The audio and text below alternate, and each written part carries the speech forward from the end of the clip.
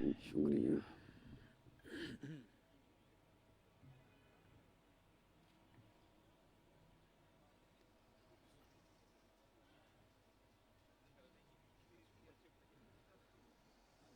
अल्हम्दुलिल्लाह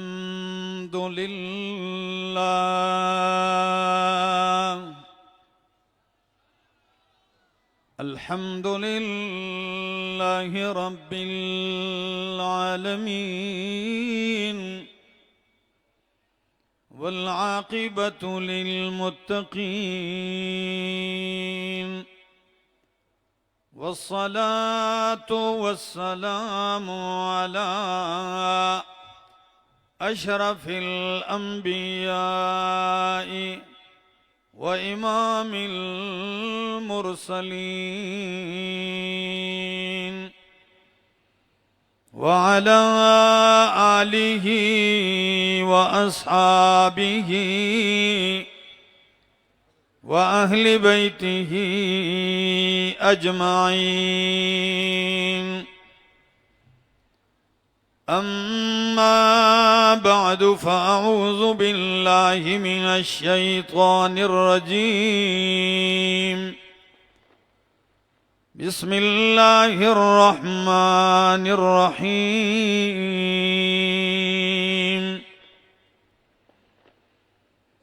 शहिदल्लाहु अन्नहु ला इलाहा इल्लाहु वल मलाइकतु व उलुल इल्मि क़ाइमन बिल क़िस्त।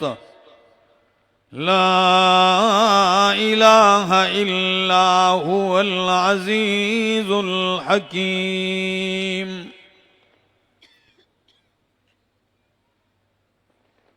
वक़ाल तआला इन्नल्लाह ला यग़फ़िरु अन युशरक बिही व यग़फ़िरु मा दून ज़ालिक लिमन यशा।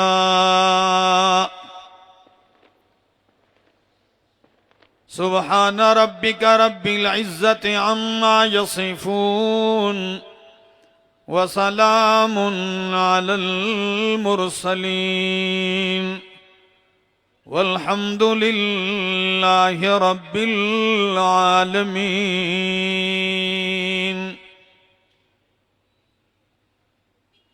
काफ़ी है अल्लाह सबकी हाजत रवाई के लिए। इमाम वली नबी पैगंबर हैं फ़कत रहनुमाई के लिए। नमाज में पढ़ते हो इय्याका नअबुदु व इय्याका नस्तईन, फिर भी फिरते हो दर बदर मुश्किल कुशाई के लिए। इंतहाई काबिल इज़्ज़त, काबिल एहतराम, ज़ी क़दर व ज़ी वक़ार उलमाए किराम, शयूख़ इज़ाम और इशाअतुत तौहीद व सुन्ना सूबा सिंध के इस अज़ीम शान सालाना इज्तिमा में क़ुर्ब जवार गिरदो नवाह से दूर दराज से आए हुए मेरे मुअज़्ज़ज़ मुकर्रम दोस्तों, अस्सलामु अलैकुम। मुझसे कबल बहुत सारे उलमाए किराम ने जो मुझसे इल्म में, अमल में, तक़वा में हर लिहाज से बेहतर हैं, अपने अपने उन्वान पर बेहतरीन खूबसूरत गुफ्तगू फरमाई। दोस्तों, मेरी भी चंद गुजारिशात हैं और सबसे पहली बात तो ये है कि मैं सूबा सिंध के अमीर जनाब अलहाज हकीम शमसुल्लाह साहिब, मौलाना जाहिद सिद्दीकी साहिब, मौलाना मुफ्ती इनायतुर रहमान साहिब और उनकी पूरी टीम को, बल्कि आप तमाम हजरात को खिराज तहसीन पेश करता हूं कि मसरूफियत और नफसी के इस दौर में, मादा परस्ती के इस दौर में और ऐसे मसरूफ तरीन शहर में आप लोगों ने अल्लाह की तौहीद का अलम बुलंद किया है और अल्लाह की वहदानियत का प्रचार करने के लिए जिस तरह इज्तिमाआत का इनेकाद किया है और इकट्ठे हुए हैं, यकीनन ये महज अल्लाह का फजल है, ये अल्लाह का करम है, अल्लाह की मेहरबानी है हम पर। हम जितना भी शुक्र अदा करें उतना ही कम है। दोस्तों, अल्लाह की तौहीद का अलम आप लोगों ने बुलंद किया हुआ है, तो फिर आइए इंशाअल्लाहुल अजीज ये आहद करते हैं कि अल्लाह तेरी वहदानियत का प्रचार करेंगे, तेरी तौहीद को चार दांगे आलम में फैलाएंगे। रब्बा हमें अपनी तौहीद की खिदमत के लिए कबूल कर दे। रब्बा हम नालायक हैं, लायक बना दे। अल्लाह अगर हम नाअहल हैं हमें अहल बना दे। अल्लाह कमजोर हैं, तू हमारी मदद फरमा, ताकत अता फरमा। अल्लाह इस अजीम काम की हिम्मत दे, ताकत दे, हौसला दे और अपनी मदद शामिल कर। इंशाअल्लाह मेरे मालिक का फजल होगा, आप देखेंगे इंशाअल्लाह कि तौहीद का ये नगमा पूरी दुनिया में इंशाअल्लाह गूंजेगा। दोस्तों, मैं दो तबकों में तकरीर नहीं करता, एक जो सोए हुए होते हैं और एक जो मरे हुए होते हैं, इसलिए कि दोनों में एक चीज मुश्तरक है, दोनों भी सुनने से आरी होते हैं। तो अगर आप जाकर बैठेंगे और कुछ सुनने का जज्बा रखेंगे तो मैं बात कर सकूंगा, चूंकि अभी चंद ही लम्हे में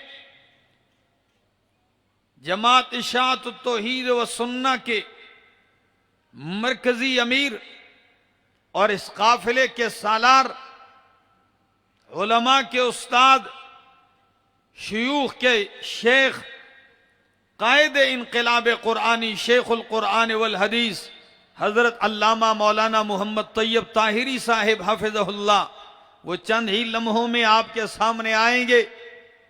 तो मैं अपनी बातें उनके आने तक जारी रखता हूं।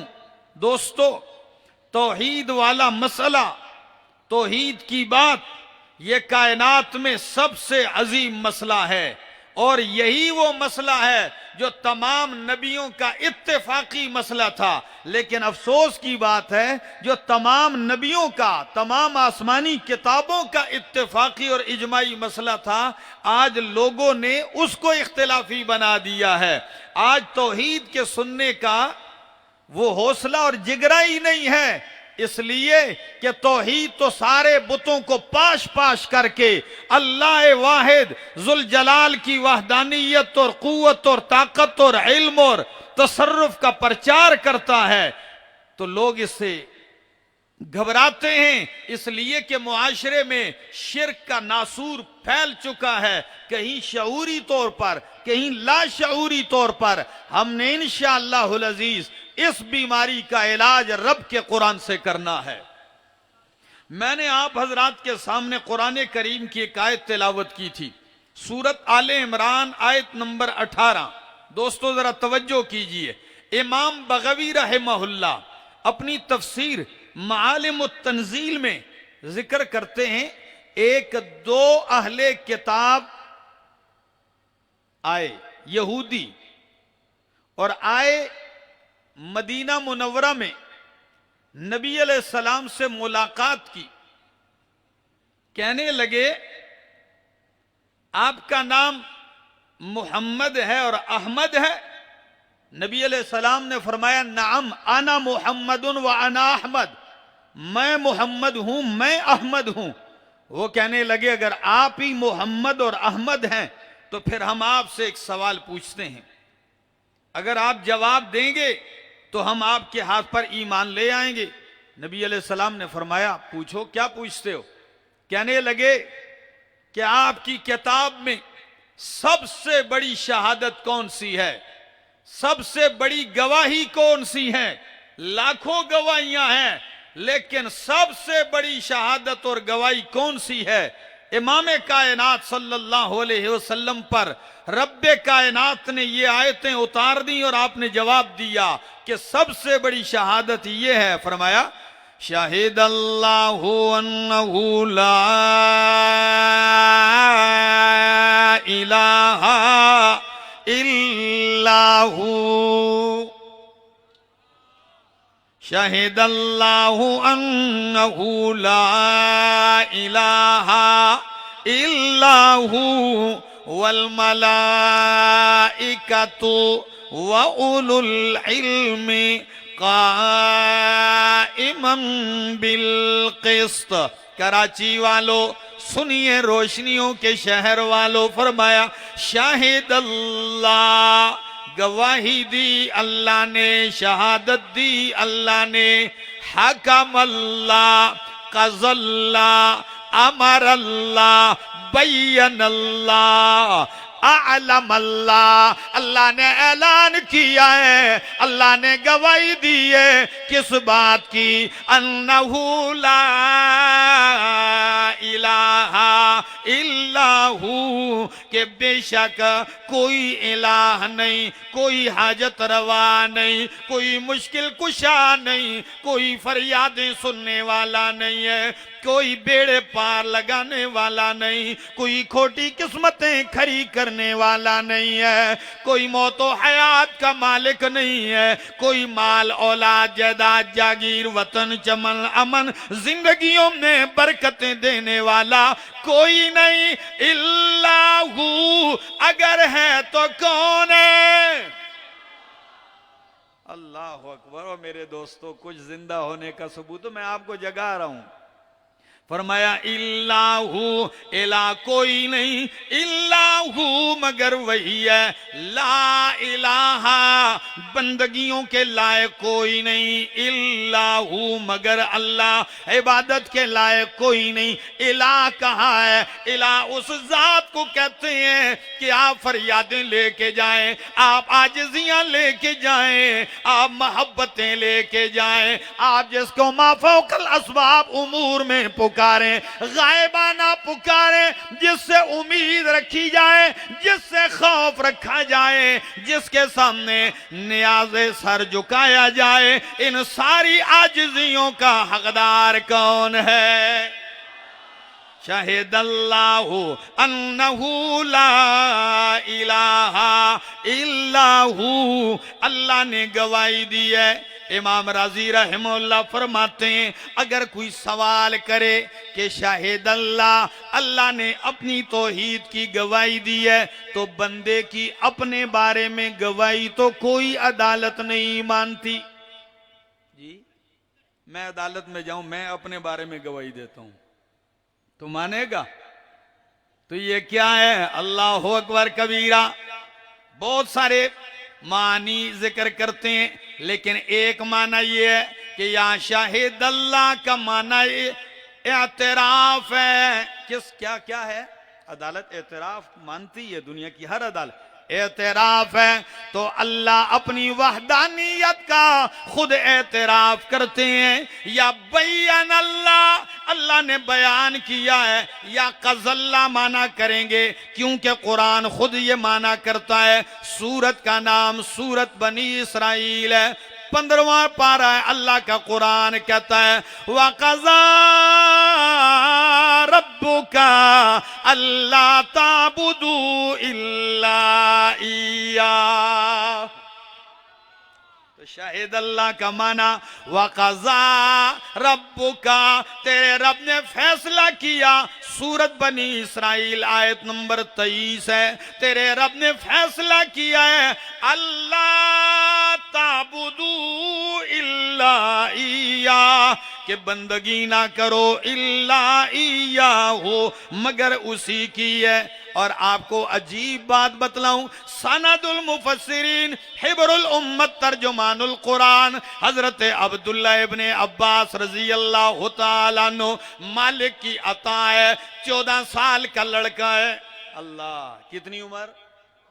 जब नबी अलैहिस्सलाम दुनिया से जा रहे हैं 14 साल के नौजवान है। लेकिन क्या बताऊं, सहाबा हिब्रुल उम्मत कहते हैं, उम्मत का बहुत बड़ा आलिम कहते हैं उसे, तर्जुमानुल कुरान कहते हैं उन्हें, मुफस्सिर कुरान उन्हें कहा जाता है। मालिक ने उनके सीने में कुरान का इल्म ऐसा उड़ेल दिया है। इस इल्म मिलने की कई वजूहात हैं। एक वजह, आप मेहनत तो करते ही थे, लेकिन इमाम कायनात की दुआओं का असर है। नबी अलैहिस्सलाम ने उनके अदब को, मोहब्बत को और खिदमत को देखा। आपको अपने सीने से यूं लगा के फरमाया अल्लाहुम्मा अल्लिमहुल किताबा, अल्लाह मेरे चचा के बेटे इब्ने अब्बास के सीने को कुरान के इल्म से भर दे। रब ने ऐसा इल्म अता फरमाया था। और फारूक आजम रजी अल्लाह तआला अन्हु से जैसे जलीलुल कदर सहाबी खलीफा सानी जब सहाबा को बिठाते तो उनको बदरियीन की महफिल में बिठाते। हजरत अब्दुल्ला इब्ने अब्बास को किन के साथ बिठाते थे? बदरियीन सहाबा के साथ। तो उनमें से बाज ने सवाल भी उठाया, हजरत आप इनको हमारे साथ बिठाते हैं, हमारे बेटे भी इनसे बड़े हैं, ये हमारे बच्चों से भी छोटे हैं, तो फिर कल हमारे भी बच्चों को बिठाएं। फारूक आजम ने फरमाया नहीं, इब्ने अब्बास को मैंने आपके बराबर नहीं बिठाया, इनको कुरान के इल्म ने बिठाया है। अल्लाह ने शख्स को कुरान का इल्म दिया है। तो अब्दुल्ला इब्ने अब्बास फरमाते हैं, अजीब बात है, वो कहते हैं शाहिदल्लाहु अन्नहु ला इलाहा, कहते हैं मखलूकात के पैदा करने से पहले अल्लाह ने शाहिदा ले नफ्सी ही बेनफ्सी ही, शाहिदा ले नफ्सी ही बेनफ्सी ही, कि अल्लाह अपनी तौहीद के लिए खुद गवाहियां दे रहा है। तो कराची के मुवहिदीन साथियों, जिस गवाही का सबसे पहले आगाज मालिक की कायनात ने किया है, अगर आज अल्लाह ने आपको चुन लिया है उस गवाही की प्रचार के लिए, तो अपने नसीब पे शुक्र अदा करो, अपने मालिक के सामने सरबसुजूद हो जाओ कि अल्लाह तूने हमें उस शहादत के लिए चुना है जिसको सबसे पहले तूने खुद अदा किया है। शाहिदल्लाहु अन्नहु ला इलाहा इल्लाहु वल मलाइकतु, अल्लाह भी ये गवाही दे रहे हैं। उलमा बैठे हैं, बलागत कुरान इंतहा को छू रही है, और फिर उस बलागत को समझने के लिए अल्लाह अकबर, अल्लाह ने जो हमें शयूख दिए हैं, अल्लाह अकबर, मेरे शेख और मेरे शेख के वालिद गिरामी, इस दौर के, इस सदी के मुजद्दिद, कुरान फहमी के इस तहरीक के मुजद्दिद शेखुल कुरान इमाम मोहम्मद ताहिर नव्वरल्लाहु मरकदहु, वो कहते हैं अजीब बात, एक ही आयत है, उस एक आयत में अल्लाह ने दावा भी पेश किया है, उस दावे पर दलील अकली भी पेश की है, दलील नकली भी पेश की है, दलील वही भी पेश की है, और उस एक ही आयत में उन दलाइल का समरा और नतीजा भी पेश किया है। आप मुकदमा लड़ते हैं तो छोटे से मुकदमे में फाइलें भर दी जाती हैं, और यहाँ एक ही आयत में फरमाया शाहिदल्लाहु अन्नहु ला इलाहा इल्लाहु, शाहिदल्लाह दलील वही है, इसलिए कि इस गवाही की वही किसने उतारी है? अल्लाह ने उतारी है। वल मलाइकतु फरिश्तों ने, व उलुल इल्मी अहले इल्म ने। तो फरिश्तों और अहले इल्म से भी गवाही नकल कर दी है, दलील नकली फरिश्तों ने भी यही गवाही दी है। अब फरिश्तों ने किधर दी है? कौन सी मस्जिद में फरिश्तों ने खड़े होकर यह गवाही दी है? ओ भाई, इस गवाही को नबियों पर लाने वाले फरिश्ते हैं, इस गवाही के ऊपर खड़े होने वाले फरिश्ते हैं। अल्लाह की तौहीद पर अल्लाह अकबर, जरा गौर कीजिए। व उलुल इल्मी अहले इल्म ने भी इस बात की गवाही दी है। वाह कुर्बान जाऊं कुरान तेरे समझाने पर। मालिक कायनात ने अहले इल्म उन्हीं को कहा है और फरिश्तों के साथ उनको मिलाया है जो रब की तौहीद की गवाहियां देते हैं। इल्म तो बहुत सारे लोग करते हैं, पूरी पूरी जिंदगी गुजर जाती है, रब की तौहीद नहीं सुनाते, इमामतियां करते जाते हैं, गद्दियां संभाल लेते हैं, पूरी जिंदगी रब की तौहीद नहीं बयान करते। हाँ, सैकड़ों किताबें लिख देते हैं अंबार, लेकिन अल्लाह की तौहीद पे लिखने की ताकत नहीं होती। और कुर्बान जाऊं, मालिक कायनात अहले इल्म शुमारी उनको करता है जो तौहीद की गवाहियां देते हैं। और तौहीदी उलमा तुम्हारी शान पे कुर्बान जाऊं, अल्लाह ने तुम्हारी शहादत को फरिश्तों के साथ मिला दिया है। वल मलाइकतु व उलुल इल्मी काइमन बिल क़िस्त। अब ये मैं नहीं समझा सकता क्योंकि अवाम बैठे हैं कि काइमन बिल क़िस्त ये क्यों मंसूब है, हाल है, ठीक है ना, या किसी और वजह से मंसूब बेनज़िल हाफिज है, क्या मतलब है, क्या? ये सारी तौजीहात नहीं, सिर्फ एक बात करने लगा हूं, काइमन बिल क़िस्त, तीनों से भी हाल हो सकता है। अल्लामा अबू हय्यान अंदलुसी अपनी तफसीर अल बहरुल मुहीत में कहते हैं तीनों से भी अल्लाह भी इंसाफ पर कायम है और तौहीद की गवाही दे रहा है, फरिश्ते भी कायम है इंसाफ पर और गवाहियां दे रहे हैं, और अहले इल्म भी कायम है इंसाफ पर और तौहीद की गवाहियां दे रहे हैं। आखिर में फिर समरा जिक्र किया, फरमाया ला इलाहा इल्ला हुवल अजीजुल हकीम, कोई इलाह नहीं इल्ला हु मगर वही है अल अजीजुल हकीम, वही जबरदस्त है, अल हकीम हिकमतों वाला है। तो मैं बात कर रहा था कि अल्लाह ने अहले इल्म उनको शुमार किया है, और एक आयत तौर पढ़ू तो जरा मजा ही आ जाएगा, चास आ जाएगी। ये मेरे सामने अल्लाह का कुरान है, सूरत का नाम सूरतुल अनकबूत है। कौन सी सूरत? सूरतुल अनकबूत है। जरा देखिए कुरान के अंदाज पर, फरमाया मसलुल्लज़ीना इत्तख़ज़ू मिन दूनिल्लाहि औलिया। वाह कुरान तेरे समझाने पे कुर्बान जाऊं, कुरान 44 मिसालें जिक्र करता है, और अगर गहराई में देखा जाए तो तादाद और भी बढ़ सकती है। मसला समझाने के लिए कुरान मिसालें जिक्र करता है, और फिर मिसाल को समझना, फिट करना और लोगों को समझाना। अल्लाह जरा सुनिए, फरमाया शाहे मसलुल्लज़ीना इत्तख़ज़ू मिन दूनिल्लाहि औलिया कमसलिल अन्कबूत इत्तख़ज़त बैतन व इन्ना औहनल बुयूत लबैतुल अन्कबूत लौ कानू यालमून। और हर बस्ती के लिए नई नई कब्र है, नया नया मजार है। कोई खारिश ठीक कर रहा है, कोई पाँव का दर्द ठीक कर रहा है, कोई जोड़ों का दर्द ठीक कर रहा है, कोई बेटे दे रहा है, कोई बेटियां दे रहा है कि नहीं ऐसा जी? पंजाब से लोग जाते हैं बुनेर, कहां जाते हैं? बुनेर जाते हैं, पठानों का इलाका है।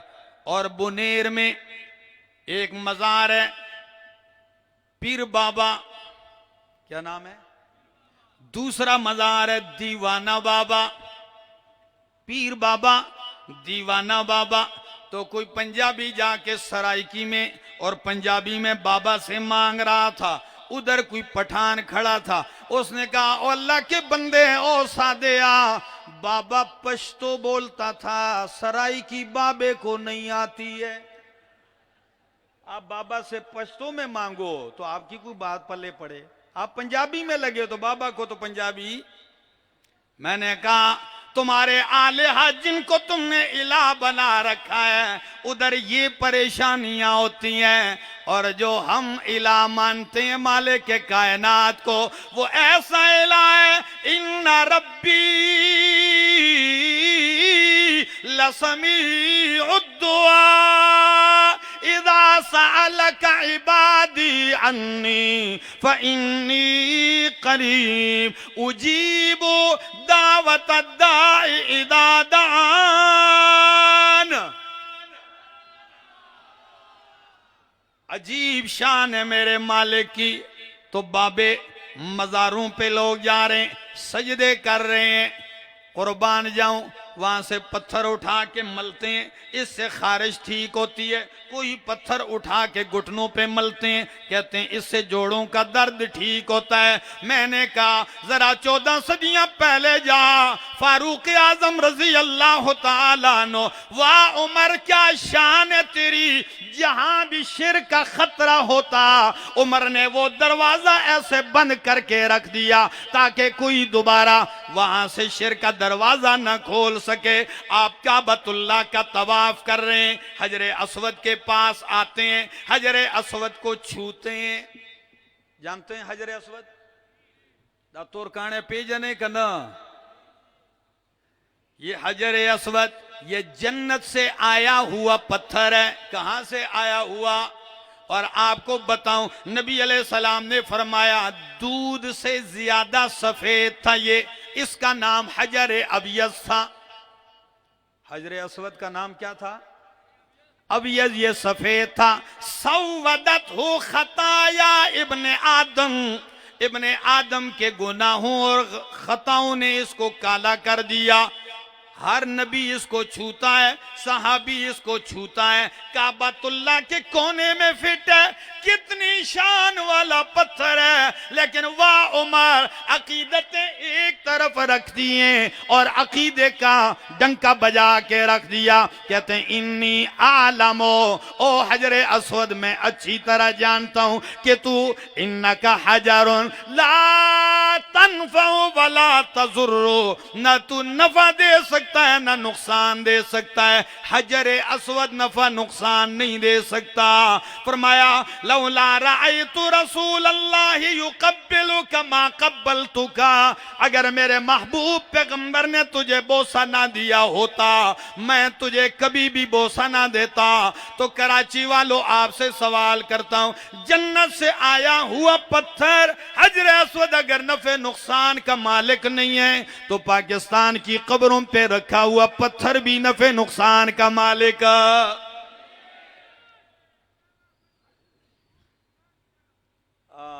आप भी जिंदाबाद। ठीक है जी, तवज्जो कीजिए। तो बात कर रहा था, क्या अजीब शान है तौहीद की बात की। मसलुल लज़ीना इत्तखज़ू मिन दूनिल्लाह, इन लोगों की, इनके आलेहा की मिसाल समझ लीजिए, हालत समझ लीजिए। फरमाया का मसलिल अनकबूत, जैसे मकड़ी है। क्या चीज है? मकड़ी। पुख्तों के उतर जोला वही, बाज़ इलाकों के उतर जो लागे वही। पश्तो में जोला जो लागे कहते हैं, उर्दू में मकड़ी कहते हैं, अरबी में इसको अनकबूत कहते हैं, और हमारे हजारा की हिंदकों की बोली में इसको बबोआ कहते हैं, और पंजाब के अंदर पंजाबी सराइकी में इसको डावर बोलते हैं। अब अंग्रेजी में जिसने तकरीर की वही बताएगा कि अंग्रेजी में इसको क्या बोलते हैं, ठीक है, और सिंध वाले ही बताएंगे क्या। आप कहेंगे या अल्लाह मुशरिक को और उसके शिर्क को और उसके आलिहा और दरगाहों को अल्लाह मकड़ी और उसके जाले के साथ तशबीह क्यों दी है? मजा आ जाएगा, ठीक है ना। बिल्कुल मुशरिक भी बिल्कुल मकड़ी की तरह है। अब आप कहेंगे कैसे? जिस तरह मकड़ी आप करोड़ों की कोठी बना लें, द करोड़ाओं रुपयों को जोड़ के बंगला बनाओ लाखों रुपए का, मकड़ी उसमें खुश नहीं रहेगी जब तक कि वो नीचे अपना अलग घर ना बना ले। मुशरिक भी अल्लाह की इतनी बड़ी ताकत और रुबूबियत और उलूहियत में मुतमईन नहीं जब तक कि वो अपने लिए अलग कोई दरगाह ना बना ले, सजदागाह ना बना ले, इसको भी मजा नहीं आता। जिस तरह मकड़ी घर बनाती है सर्दी और गर्मी से बचाने के लिए, हालांकि उसका घर न गर्मी से बचा सकता है, न धूप से, न बारिश से बचा सकता है, न सर्दी से, यानी मुश्किल के वक्त उसका घर उसे फायदा नहीं दे सकता। तो मुशरिक ने भी अल्लाह के सिवा जिन जिन पे भरोसा रखा है कि मेरा बेड़ा मेरा पीर पार लगा देगा, मेरा बेड़ा मेरा बाबा पार लगा देगा, मेरी खोटी किस्मतें ये खरी कर देगा, अल्लाह फरमाते हैं ये मकड़ी का जाला है, मुश्किल में तेरे काम नहीं आ सकता। तीसरी वजह कि मकड़ी जाला बनाती है, मटीरियल कराची में बाजार से लाती है। हाँ, कहां से लाती है? सड़े दाजाल रकम से न रावड़ी। हाँ, अंदर पेट से निकालती है, कहीं से भी कुछ नहीं। जितना भी ताना बाना है ये सारा अंदर से निकालती है। अल्लाह बतलाना चाहते हैं मुशरिक का सारा दीन उसके पेट से निकला है। कुरान से दलील नहीं लाएगा, नबी के फरमान से दलील नहीं लाएगा, उसकी सारी दलीलें सारा दीन अकीदा पेट से निकला है, पेट के लिए बना है और पेट ही पे चलता है। चौथी वजह कि मकड़ी जाला बनाती है मक्खियां फंसाने के लिए। किसको फंसाने के लिए? मचान मचान पकी उन खली। हाँ, मक्खियां फंसाने के लिए। अच्छा, तो मुशरिकों ने भी जितने अड्डे बनाए हैं ये भी मुरीदों और जाहिलों को फंसाने के लिए हैं। और कराची वालों, कभी कुरान की इस आयत को समझने के लिए मकड़ी के इस जाले का नजारा कर लेना। खुदा की कसम आयत सुन के झूम झूम के जाओगे। जब मक्खी आती है तो ये मकड़ी फौरन उस पे जाला बुनती है, उसको बांधने के लिए फौरन जाला बुनती है। तो तुम भी जब ये गैरुल्लाह के दरगाहों में ये सादा बोला बाला मुरीद जब पहुंच जाता है तो वहां के मुजाविर फौरन इसके इर्द गिर्द आ जाते हैं और इस पे जाला बुनना शुरू कर देते हैं। झूठी कश्फें, झूठी करामतें, झूठी ताकतें बयान करके उसको कहते हैं बादशाह अब सही जगह आए हो, अब सही जगह पहुंचे हो। हमारे हजरत साहब ने तो 13 गधे जिंदा किए हैं, हजरत ने तो फुला काम किया, अब तुम अच्छी जगह आए हो। तो उन पे इन चीजों का जाला बुनते हैं। फिर मकड़ी आकर ग़िज़ाइयत चूस लेती है मक्खी से और खाली ढांचा फेंक देती है, घर पे कब्जा कर लेती है। और गल की मालिका वो होती है, सारा इख्तियार उसका चलता है। तो खैर ये तो मैंने बतौर तफन्नुन कहा है, ये नुकात निकालते रहते हैं।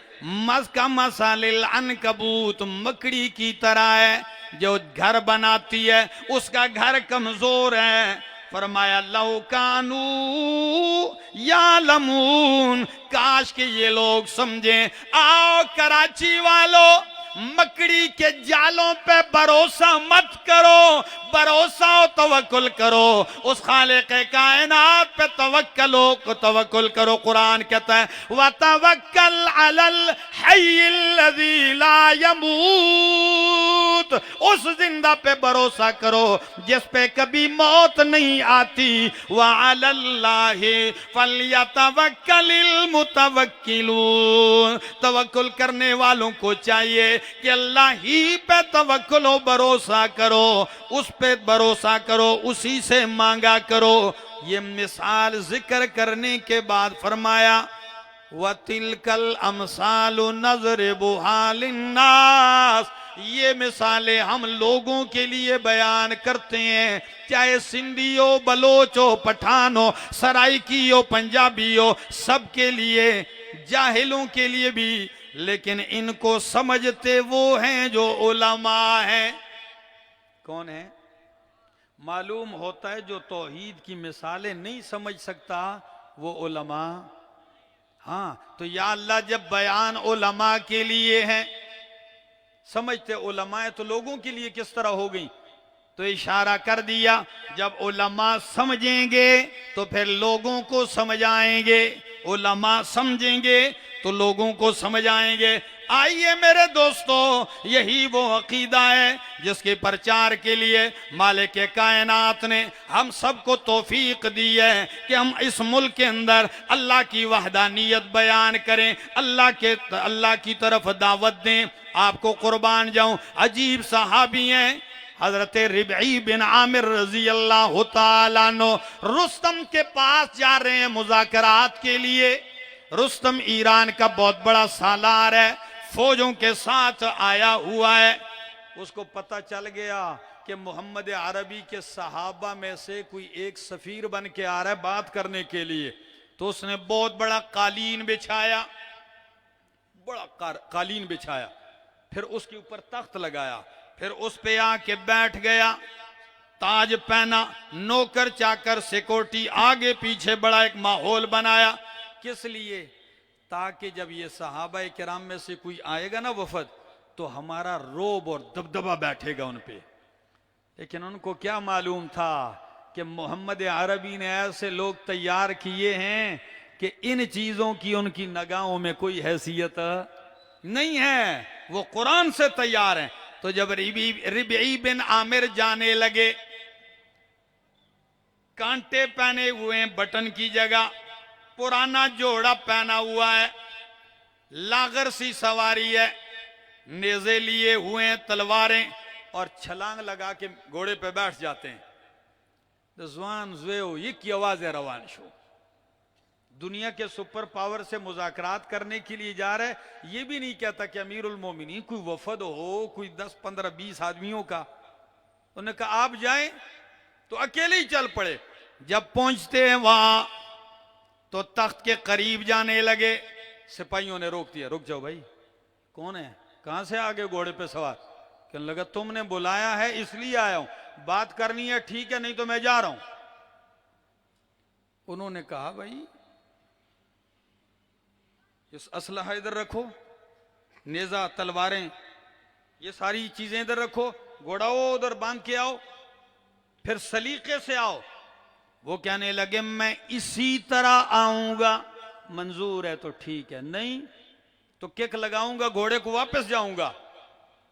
उन्होंने जाके रुस्तम से कहा कि कोई बंदा आया है, एक से दूसरी बात करना उसके साथ मुश्किल है। वो कहता है बस यही बात करनी है तो ठीक है। रुस्तम ने कहा आने दो उसको, अब जरा देखिए, इससे लुत्फ उठाना है ना, तो अल्लामा शिबली नौमानी रहमतुल्लाह की किताब अल फारूक पढ़िए। फिर उन्होंने इसकी अजीब तफसील की है। जब कालीन पे चढ़ाते हैं घोड़ा, तो चढ़ाने के बाद जाके एक तकिए के साथ घोड़ा बांध दिया। वाह कुर्बान जाऊं, किसके साथ? तकिए के साथ घोड़ा बांधा।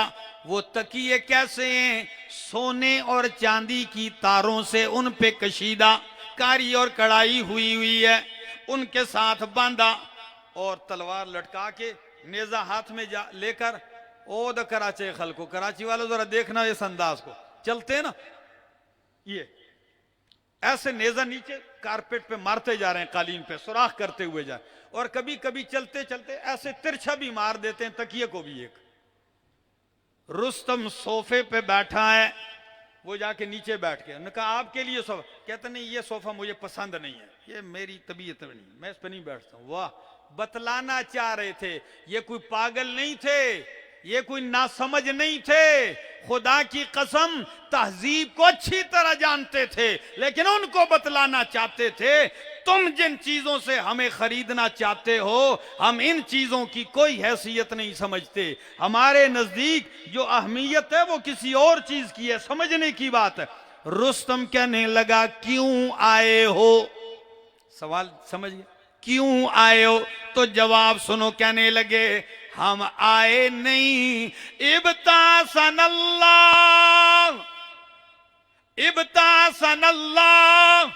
लिनुखरिजल इबादा मिन इबादतिल इबाद इला इबादति रब्बिल इबाद। वाह रबी, तेरे ये जुमले आबे ज़र से लिखने के काबिल हैं। तो यही तुम्हारा मिशन। कहते हैं हमें अल्लाह ने इसलिए भेजा है, हमारा मिशन ये है कि हम लोगों की बंदगी से निकाल कर बंदों के रब की बंदगी की तरफ लेके आए। व मिन जौरिल अदियान इला अदलिल इस्लाम व मिन ज़ैक़िद दुनिया इला साअतिल आखिरा। बातिल दीनों के जुल्म जौर से लोगों को निकालकर इस्लाम के अदल और इंसाफ की तरफ दावत देने के लिए हम निकले। और जो हमारी दावत को कबूल करता है हम उसको सीने से लगाते हैं, और जो नहीं कबूल करता तो फिर हम दो कामों में से एक करते हैं, दो में से। तो रुस्तम कहने लगा अजीब आदमी, इनका दो काम कौन से? वो कहने लगा फिर या हम गाजी होते हैं या शहीद होते हैं, या फिर गाजी होते हैं या शहीद होते हैं। तो रुस्तम कहने लगा मोहलत मिल जाएगी मुझे सोचने की।